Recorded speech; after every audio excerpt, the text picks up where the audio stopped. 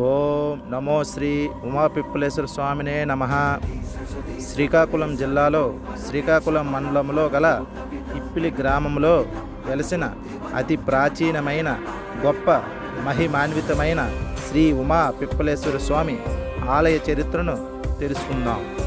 ఇటీవల ఇప్పిలి గ్రామంలో బయటపడిన పురాతన శాసనం పరిశీలించిన పురావస్తు శాఖ అధికారులు ఈ శాసనం ప్రకారం 12వ శతాబ్దంలో గంగానది నుంచి గోదావరి నది మధ్య ప్రాంతాన్ని పాలించిన తూర్పు గంగా చక్రవర్తి అయిన అనంతవర్మ చోడగంగ దేవ ఇక్కడ వెలసిన బ్రహ్మసూత్రంతో గల శివలింగం యొక్క మహిమాన్వితమును తెలుసుకుని ఈ ఆలయానికి భూమిని దానం చేసినట్లుగా తెలుస్తుంది.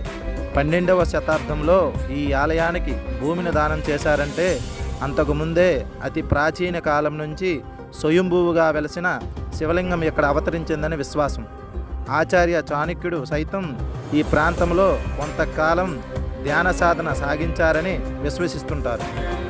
క్షేత్రం తీర్థం కలిసి గొప్ప మహిమాన్వితంగా భక్తులకు మోక్షదాయినిగా ఉండేది.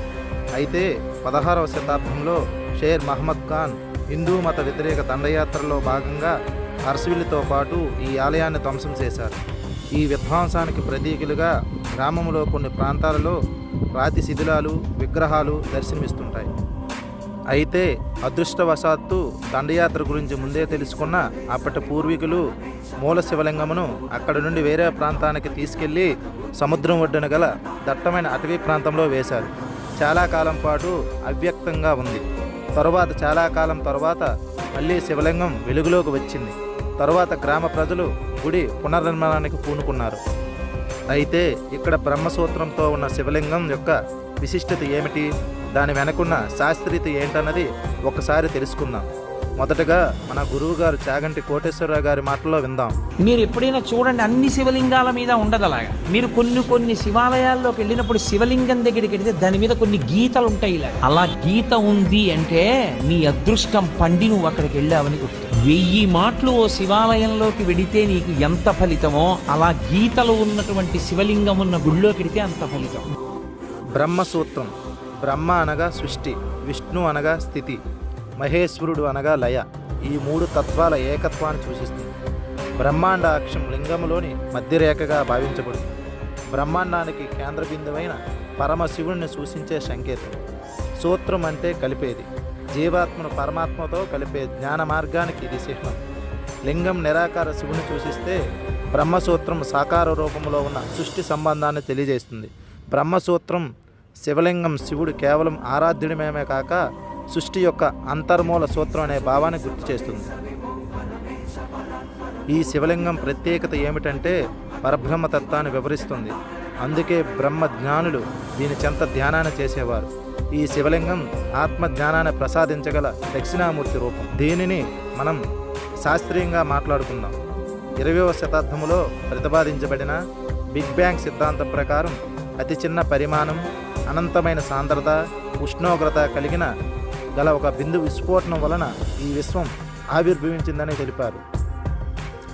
దీనిని అతి ప్రాచీన కాలంలోనే సనాతన హిందూ ధర్మం విశ్వవ్యాప్తిని, పరబ్రహ్మతత్వాన్ని ఈ బ్రహ్మసూత్ర శివలింగంలోనే వివరించబడింది. ఈ బ్రహ్మసూత్ర శివలింగంలో 3 భాగాలు ఉంటాయి. మొదటిది కింది భాగంలో గల చతురస్ర ఆకారం బ్రహ్మను సూచిస్తుంది. దీనిని బౌద్ధిక ప్రపంచానికి గుర్తింపుగా ఉంచారు. 4 డైమెన్షన్ల గల ఈ బౌద్ధిక ప్రపంచాన్ని చతురస్రం సూచిస్తుంది. మనకు తెలిసింది 3 డైమెన్షన్లు. ఐన్స్టీన్ చెప్పినట్లు ఆ 4వ డైమెన్షన్లో కూడా టైం అనేది ఉంది. అందుకే టైం ట్రావెల్ వీలవుతుందని ఇంకా నమ్ముతున్నారు. దానిపైన అష్టభుజ ఆకారం విష్ణువుని సూచిస్తుంది. ఈ అష్టభుజాలను అష్టదిక్కులకు సూచికగా వాడుతారు. అదేవిధంగా ప్రకృతిలో గల 8 మూలకాలు అనగా పంచభూతాలైన భూమి, నీరు, నిప్పు, గాలి, ఆకాశంతో పాటు మనస్సు, బుద్ధి, అహంకారంను సూచిస్తుంది. పై భాగమైన వృత్తం, రుద్రభాగం ఇది శివుని సూచిస్తుంది. దీనికి కేంద్ర బిందువు విస్తరించిన బిందువునే వృత్తంగా భావించవచ్చు.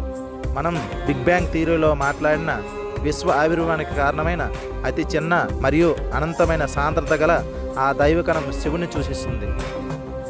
దీనిని బట్టి అతి చిన్న బిందువైన శివరూపం విశ్వ ఆవిర్భావానికి కారణమై వృత్తముగా విస్తరించి తరువాత అష్టభుజిగా అనగా అష్టదిక్కులు ప్రకృతిలో అష్టమూలకాలకు కారణమై తరువాత దశలో అష్టభుజి నుంచి చతురస్రం అనగా భౌతిక ప్రపంచం సృష్టించబడిందని పరబ్రహ్మ తత్వాన్ని వివరిస్తుంది. అందుకే ఇంతటి మహిమాన్వితమైన బ్రహ్మసూత్ర శివలింగాన్ని దర్శించి ఇచ్చట ధ్యాన సాధన సాగిస్తే మోక్షమును సాధించగలరు. ముఖ్యంగా పిల్లలను విద్యార్థులను ఇక్కడ ధ్యానాన్ని చేయటం అలవాటు చేస్తే ధ్యాన ప్రదాత అయిన దక్షిణామూర్తి స్వరూపమైన శ్రీ ఉమా పిప్పలేశ్వర స్వామి కృపకు పాత్రులవుతారు.